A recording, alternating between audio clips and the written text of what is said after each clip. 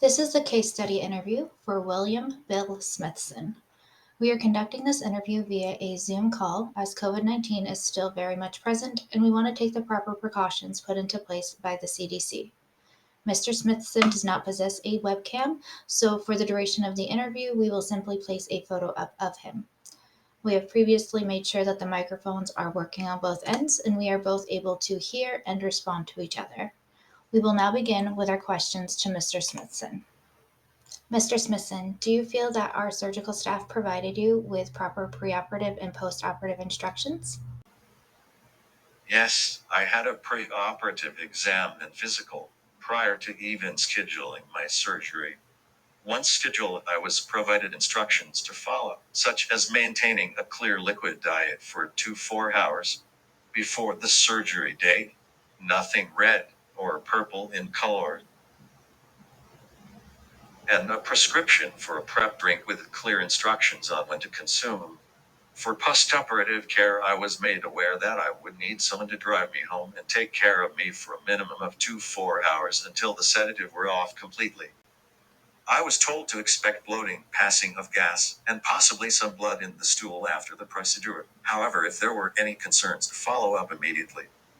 I was also provided this all on paper for my wife to know as she would be taking care. Do you feel that our surgical staff answered any questions or concerns regarding your surgery? They all went above and beyond. I've been on edge ever since making an appointment to see the GI doctor due to symptoms I was having and worrying about my family history. One surgery became the only option. My nerve shut up even more. The surgical staff answered all of my parents', my wife's, and my own questions and concerns every step of the way, and allowed me to be calmer and knowing that this is a routine procedure and put my trust in all of those working directly for me. How do you feel your support system helped throughout your determination of the procedure itself? At first, I was afraid to tell anyone in my family, including my wife, that I was even having the symptoms. I realized that if I didn't, I'd never know the outcome, and that was worse than figuring it all out. My mother has been a superior outlet for my worries regarding my future and family history, as it resides mostly in men on her side of the family. Her father and brother were diagnosed with colon cancer much later than my current age, but mostly due to their fears of doctors, and could have handled it earlier in life.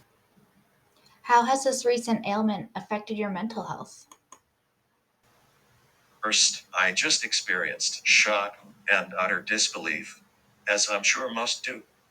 I was scared, nervous, and anxious that something was seriously wrong. I kept it all in and to myself, resulting in making myself sicker. One day, I just woke up and told myself I could either get it figured out and potentially fixed, or never know and potentially have a shorter lifespan.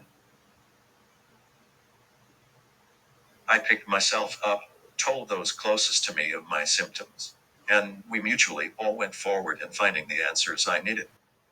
When did you accept the facts of the need for a surgical procedure?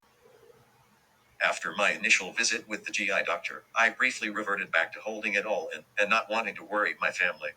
I say briefly because my mother and wife were quick to ask me my results.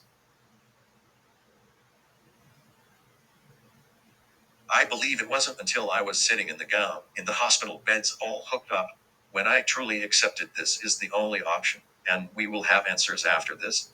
We can go from there. This will now conduct a case study interview.